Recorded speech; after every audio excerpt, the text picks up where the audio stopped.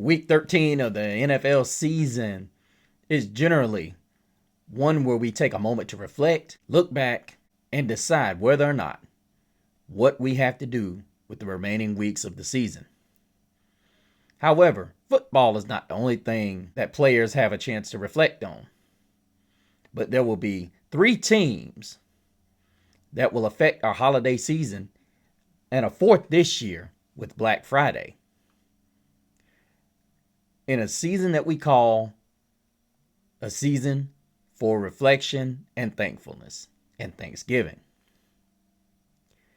Those stories and more on this edition of Gridiron Gab Pro Style. The autumn winds move like the thunderous waves of Neptune's sacred palace.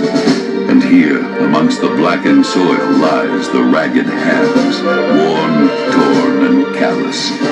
They await with cunning and vicious prowess, for the warriors have returned.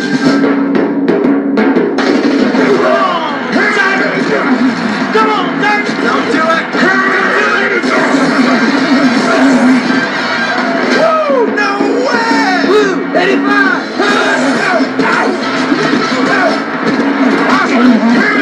Crying out loud! You're making me, you're driving me nuts! But behold. Welcome back, Gabbers. Thank you all so much for joining us today on this Thanksgiving holiday. Wishing you all a wonderful, happy holiday season and Thanksgiving. Glad you spent your holidays with us. Well, part of it. Hope this is your first listen of the day. But, of course, you are gobbling with the one and only Mr. CeeLo, and I hope you guys have a wonderful, safe Turkey Day with all your loved ones. Want to give a special gab out to my family, my brothers, my father, and my mother up in heaven. Want to give a special gab out to my buddy Brad, who gave me a call yesterday and planned on meeting me for lunch, but unfortunately that was not meant to be. Also want to give a big gab out to my son, my daughter, and my wife.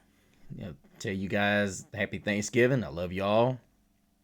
Want to give an extra special gab out to my grandmother, whom I love greatly and dearly, even though I hadn't seen you in a while, but I still love you and I'm working hard. Also a big gab out to my uncles. Happy Thanksgiving to you guys as well. And my Aunt Sue up in South Bend. Love you guys as well as my other folks up in Niles, Michigan. Happy Thanksgiving. We love you guys. But now that we got that out the way, got to be a big gab out to my buddies, Chap, JB, Jay, and all of those part of the Moo World Order back in high school, as well as my boys D, aka Logan, as well as my other friends if I didn't remember you. It's a long list, so guys, please forgive me. But looking along here, Thanksgiving is a grateful time to look back and reflect as we get going into this huge NFL season. Just want to remind you guys that this is the time of the year that you need to take care of your own health and take care of yourself. Stay strong, stay clean. Also, make sure you get this all worked out here. And I have just the product for you. From Lumavita, it's called TF Man, the specialty product of today's sponsor. And they also have another announcement to make when you check out Lumavita. Don't forget, they got a 20% off special when you use the code FRIENDS. But now, here's a word from Lumavita. We're all grown men out here, trying to survive that fourth quarter of life. We take hits, we grind, we work, we sweat, and unless you're built like a rhinoceros, your skin takes a beating as well. So let me put you on something that's become the official cream of this podcast. TF Man Whipped Tallow Cream from the good folks over at Lumavita. That's Luma-Vita. Now this ain't your girlfriend or your wife's lotion. This stuff is made from 100% grass-fed tallow. Beef tallow, that is. Yeah, you heard me right. Real tallow. The same stuff our grandfathers used before the world went soft. And everybody started smelling like a cupcake. TF Man is a rugged, clean, and straightforward. No chemicals you can't pronounce. No greasy mess. Just a whipped, ultra-rich cream that hits your skin like a linebacker. But in a good way. Dry elbows?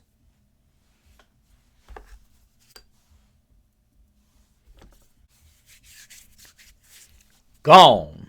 Cracked hands after working in the cold? Fixed. Beard looking like you've been wrestling porcupines? Smooth.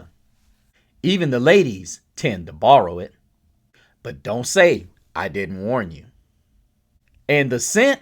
Listen, if confidence, victory, and a perfectly thrown spiral had a baby, that baby would smell like TF Man. So if you want your skin to feel as legendary as your Sunday trash talk, like me, just head on over to lumavita.com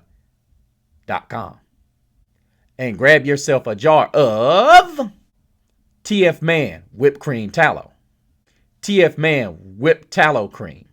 Your skin will thank you, your teammates will notice, and your lady might actually think you moisturize on purpose. TF Man, built for men who work hard, play hard, and refuse to smell like a coconut unicorn glitter. Again, that's Lumavitas. That's lumavitas.com. Again, that's lumavita.com. Check out the QR code up above. Come on, fellas, go get it. As I said, thank you so much for joining us on this Thanksgiving special. But as I said, make sure you go over to Lumavita. They got some great deals for you. And make sure that with the holiday season coming up, they also got something for your honey. But let's get into Thursday's games and the Black Friday special. First up, the 1 o'clock, which will probably arguably be the one that has the most fun. Well, to me anyway. That depends on what Packers team shows up. You've got the 7-3 Green Bay Packers and the 7-4 Detroit Lions. Now, arguably, the Lions have been an up and down football team, given the fact that they've had to play arguably some of the best that the NFL has had to offer this season. They look good in some games, and then there's some games you just kind of question. And even Jared Goff, considering how he's had one of those games where it was just not good, and he's right at 2769 on the year in passing yards, 23 touchdowns, 5 interceptions. But he has been pretty good. You think about it through 11 games, he's actually throwing the ball exceptionally well. You want a quarterback that's close to or right around that 250 mark. So he's averaging right at 250. And then you got Jahmyr Gibbs, who's 50 yards from 1,000 with 10 touchdowns. And then you've got Amon-Ra St. Brown with 75, 884. But then you cannot discredit a Packers team who is quietly 7-3, but really to me has not played their best football. You lose a defensive battle to the the defending champs and on Monday night, and then it's just like, what happened here? And ultimately it was, Jordan Love has said he hasn't been happy with his performance as of late. He still feels like he hasn't hit that stride offensively yet. And I can honestly tell you, I don't think Green Bay's hit that spot. And I think a lot of it's going to even be more difficult if Josh Jacobs misses time. I think ultimately he is a key part of what this Packers team wants to do. And they've ultimately going to have to get the running game going, and I don't know if they're going to be able to do that with Jacobs out. I think this game is going to be too much for the Packers to handle. I think Detroit wins this game on the backs of one Jahmyr Gibbs as well as Montgomery. Detroit has so many variety of ways to win a football game, and then Aiden Hutchinson is starting to get back to form that he had last year before his broken leg. So ultimately, in my opinion, I think this is a situation where you're looking at a Detroit team that could be getting ready to go on a run, despite the fact they haven't had their bye yet. But I think they're slowly about to peak at the right time. Oh, excuse me. They've had their bye. So yeah, I don't know what I was thinking. I guess the tie threw me off with the Packers. But yeah, I think ultimately this team's going to go on a run, and they're going to be a very dangerous team in the NFC, because we initially thought it was going to be the Packers. But their defenses look, what they were supposed to look like, but right now the offense to me has not caught up to the level at which the that the Micah Parsons and the defense is playing at. So I'm taking the Lions probably by a field goal. Then we got the 4:30 Classic, in my opinion, the Chiefs and the Cowboys. Chiefs desperately need a win, and the Cowboys desperately needed a win, and that was not illustrated any more than Dallas's come from behind win against the Philadelphia Eagles. And now let me go ahead and tell you guys something. Philadelphia thought this game was over. I can tell you right now, when they were celebrating after they got up 21-0, this game looked like it was a wrap. And then all of a sudden, it just seemed like Philly just went into a trance and just decided, oh, well, our defense got this on lock. We're not going to worry about that. We'll just mosey along. We're not going to put them away. And before you knew it, Javonte Williams and Dak Prescott had got this team back into this game and had done tied this game. You saw this Dallas Cowboy defense play with a type of energy that we hadn't seen since the first time they played the Eagles. And surprisingly enough, you had all arms on deck. So to say the least, this was not a situation where you watched a Dallas Cowboy team that had a shortage of issues to deal with when it came to the Philadelphia Eagles. I mean, you talking about Jalen Carter played in this one. He didn't get himself thrown out of this one. So, yeah, this was a situation where you as a Philadelphia Eagles fan have to be frustrated. This is starting to look like that Philly team that had that meltdown, what was it, 2 years ago? You do not want that to happen this season. I'm telling you, this is not something you want to deal with. If you are this football team, you do not want to have to deal with the idea that this team is going to come out there and they're going to give a game away. That is not something you want to have to withstand if you're a Philadelphia team. Now, we're not talking about the Eagles. We are talking about the Cowboys. The comeback was impressive, but then ultimately, as a Dallas Cowboy fan, you got to think, could this be the start of the avalanche that is the Philadelphia Eagles? George Pickens has been nothing short of what I said he would be. I thought this was an excellent move by the Cowboys. The only question I thought was whether or not he could keep his head strong. 67 grabs, 1,054 yards, 8 scores. Now, here's the thing about Pickens. It was all up to whether or not he got the right quarterback, because Pickens is the talent. The problem is you're going to have the right kind of pieces to make him work. And you've got Dak Prescott going with CeeDee Lamb, and the question is going to be when he asks for a pay raise next year, and he's going to. Are the Cowboys going to do the same carousel that they did with Amari Cooper? Is CeeDee Lamb going to be the next Amari Cooper? Now, keep in mind, he just got his new deal. I see this going 2 more years, possibly until another key piece has to get paid. And then, of course, that same deal that happened with Amari Cooper is going to happen to CeeDee Lamb, because guess what? CeeDee Lamb is going to be older. And you've got George Pickens. I think he's 24, 25 years old, and he's just reaching his potential. I still don't think he's reached it yet. And I think ultimately when he learns to keep this closed and do more of the playing, he will be an elite player. But then you also got to look, you got Mahomes coming in, who's just 23 yards shy of 3,000 yards passing. Although the touchdowns and interceptions don't match the amount of output, you look at this team and you say, okay, he's averaging right at 300 a game. The running game has been okay. It hasn't been just one of those that's going to blow you away. But you look at this Dallas team, and it's really starting to become balanced. Dak is not really putting up Dak-like numbers for the most part. You got Javonte Williams is only 104 yards. I have 1,000 yards. And the Cowboys haven't had 1,000-yard rusher since when? Somebody let me know in the comments. When was the last time the Cowboys had 1,000 yards rusher? I honestly thought this was a good deal. Maybe that's the reason why they let Rico Dowdle walk, even though Rico Dowdle is more of an aggressive runner. Please stop saying violent. Dumb shit! Dumb shit! Dumb shit!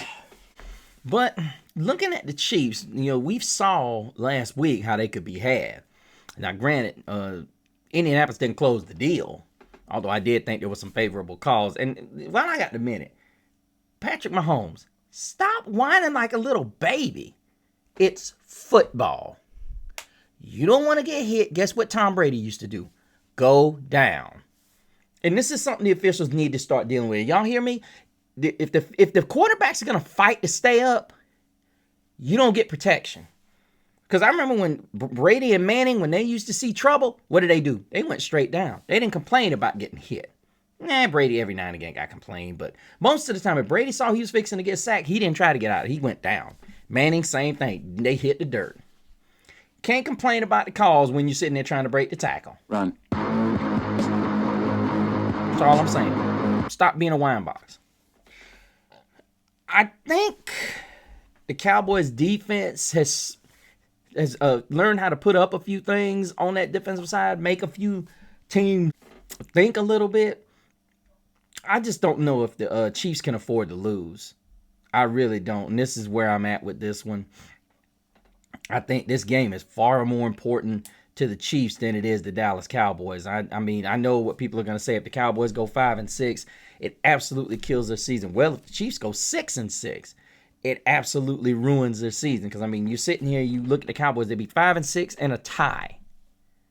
And, yeah, this is in a very, very a compromising position to be in. But I think the Chiefs need this win more than the Cowboys, because nobody expected the Cowboys to dig themselves out of a hole that they got to dug themselves into with, not only the injuries to CeeDee Lamb, but, the constant reminders of Michael Parsons and so on and so forth. Because I don't think there were expectations for the Cowboys to make the playoffs even after that deal was made. I think all you can do now is build on next season. But I'm taking the Chiefs by 7. Then we got the nightcap, which could be very exciting as ladies and gentlemen of Cincinnati. Let's welcome back Joe Burrow. Ladies and gentlemen, Joe Burrow is back. Joe Cool is in the house. Now, here's the relevance there. There is none. Because Cincinnati is now 3-8. And the best they could come up with would be 9-8. And they're going to have to do it more than likely without T. Higgins, whom, unless the status has changed, was ruled out early this week. Now, they do get Jamar Chase back, but who's to say that Joe Burrow and Jamar Chase's timing is going to be back? Keep in mind, this will be the first game Joe Burrow's played since week number 2. He's been out almost 3 months. About the timetable that they gave when he first got hurt. And I think the only thing the Bengals can do now is try to spoil some seasons. And the Ravens have worked themselves up to 6-5 and looking to take over the division and get back into this thing and make itself Super Bowl contenders. And you have to admire, because if I recall correctly, they were 1-5 when Lamar Jackson came back, and they have just come storming back. Now, Lamar hasn't looked great. He's looked good some days, but I think his presence on the field has just done wonders for Derrick Henry. And they went back to that primary football team that they wanted to be when he came here. But as of now, he is 129 yards. No, excuse me, 129 yards from reaching 1,000 yards yet again. Although it's a little bit of a far cry from what he has been doing in, I would say, a large part of his career, the Ravens realize that when they lean on Derrick Henry and make themselves a play-action type team, they're more dangerous. Teams have to decide, okay, we're going to make a business decision. Are we going to, one, make sure we don't let this freight train get going and then have to make a real business decision when we tackle them? Or are we going to gamble against Lamar Jackson and then hoping that he can't tiptoe the sidelines when we get near the edge? But the reality of it is Lamar Jackson still hasn't reached his full potential. Yeah, you're hearing me say I'm giving kudos to Lamar Jackson. But you got to give all the credit to John Harbaugh as well, because Lamar Jackson would not be where he is right now had it not been for John Harbaugh having the patience to create an offense centered around his skill set. And I think, yes, that's very admirable for him and the organization in a league where very few teams are willing to bank on another player's talent and cater an offense to his likeness or his abilities. You don't see that very often anymore. You see a lot of players that end up washed out of the league because, quite frankly, the coaches don't do what they need to do to make them better. And then Kyle Shanahan's a perfect example of how he can take somebody that was washed, according to the league, and resurrect their career. We saw that with Sam Darnold. We're seeing it now currently with Mac Jones. We're even seeing where he took Brock Purdy and made him into that dude. And needless to say, it's very scary to see how good Shanahan is able to tutor his players and especially his quarterbacks into being the same type of player that he is as a coach. But I think ultimately the Ravens are going to spoil Cincinnati's return because Baltimore's going to realize, hey, look, this defense has started to play better. And I just had to make a note of that. Al Golden has his Cincinnati defense playing a lot better. And despite that loss last week, it was the offense for the Bengals that couldn't get it going. Of course, you guys know Jamar Chase was suspended for that game. And T. Higgins ended up leaving that game. And ultimately, as much as I would like to say Cincinnati's going to win this game means more to Baltimore than it does Cincinnati. Now, I'm not saying Cincinnati won't want to come out here and play spoiler.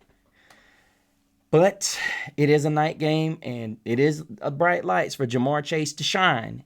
He's 21 receptions away from 100 again, and he's less than 140 yards away from 1,000 yet again. Now, he's probably not going to win the Triple Crown this year, mostly due to Joe Burrow's absence. But I think ultimately the Bengals, this game was in the lights because this is going to be an entertaining game. There's going to be a lot of points, I think, scored in this game. And then let's look at the Black Friday matchup as we look at two 8-3 teams. One, the usual suspect, and the other one, unusual. As Ben Johnson has this Chicago Bears team playing at an insane level, as Caleb Williams has thrown for 25-68, 16 touchdowns, and just 4 interceptions.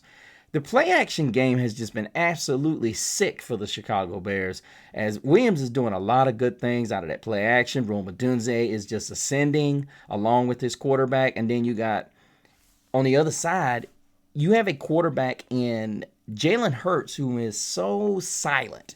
And he reminds me so much of Joe Burrow, but the difference is he's not as flashy. I think Jalen Hurts just goes about his business, wins games, and doesn't care how you, me, or anybody else views it. He just gets it done. And honestly, in the words of a lot of people, he gets it. He understands how to be a NFL quarterback, and that's all you can ask for.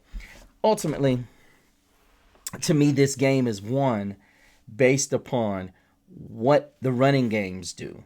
Now, don't get me wrong. The Eagles are coming off a bad loss, and they're not going to be happy. They're going to be absolutely ticked off. The good news was that they did get A.J. Brown semi-going a little bit. But, not really. But this year's Eagles team has really leaned on not so much Saquon, because Saquon's only got 684 yards on the ground this season. A far cry from that guy that was the MVP. A far cry. And needless to say, a lot of teams have said, okay, we're going to slow this down and see if the Eagles, Jalen Hurts, can hold us. Now, granted, they're 8-3, but there have been some holes in Jalen Hurts' game. And I think it all boils down to on which day you catch Jalen Hurts. If you can catch him on the right day, you can slow the Eagles down, because needless to say, when you stop them and he's struggling with his accuracy, I'm not saying he's inaccurate, but what I am saying is that there are some days you look at Jalen Hurts and you say, what was that? Which is why I think, despite the fact that I don't think it's going to be easy for the Bears to win this game, part of me is giving the Bears the edge, but then I always sit there and I say, the Eagles can't lose 2 in a row, which is why I'm taking the Eagles here. As good as Chicago's playing, I cannot take the Bears against the Eagles, especially given the fact that, all the statistics show that the Bears could win this game. But ultimately, if the Eagles had won last week, I could see this not being a game that the Bears couldn't win, but since the Eagles weren't able to put away the Dallas Cowboys, and it almost seemed like they were looking ahead, knowing that they had the 8-3 Bears to deal with. The 8-3 Bears, don't that sound weird? But anyway, I got the Eagles winning this game close. I think they keep it close. I think the Lincoln Financial fans figure out a way to get them the advantage later on in this game. And I think the Friday afternoon special is going to be good, but I think it's going to go to the Eagles on Black Friday. But that's going to do it, you guys. I hope you guys all have a wonderful, safe, happy Thanksgiving. Like I said, great happy Thanksgiving to my family. Love you guys with all my heart. My fans as well. Love you guys too. Make sure you go get some turkey and enjoy these wonderful games so you can get back with your boy, Mr. CeeLo, either Black Friday after or Saturday. Because we got some great football, professional, and college coming up. Make sure, above all, you guys remain safe. Please take care of each other and look out for one another. And please, if you got any anger in your heart, just watch my show and laugh a few minutes and just let it go. This is no time of the reason. There's no time for this anger and this hate that we got going on right now. This is a season of loving. Find somebody, give them a hug, make them feel good. For all of us here at Gridiron Gab Pro Style and all my family, I hope you have a happy Thanksgiving. Make sure, if you're not subscribed to the show, you make sure you hit that subscription button down there. Also hit the thumbs up as well as hit the little bell icon so that when I drop a show, you guys will have access to it and be the first ones to check it out. If you are a first-time subscriber, make sure you put your name and where you're from down there and wish me a happy Thanksgiving or put me a turkey icon down there. Make sure you go over to the Facebook of the same name, Gridiron Gab Pro Style, and make sure you join the group as well as add us as a friend. Finally, make sure you go over to my Instagram at Mr. CeeLo. Drop your pictures of your turkeys if you will, as well as make sure you check me out, and so you can keep up with all of my in-season shenanigans that I will be caught up in, as well as making sure to follow me. But until the next time, happy Thanksgiving on this same Gab channel, same Gab platform. But behold, there is a warm breeze that comes from the west. The blazing sounds of victory fuel their everlasting quest. It is a call to arms, for they are here. An army that has the will to challenge and the will to dare.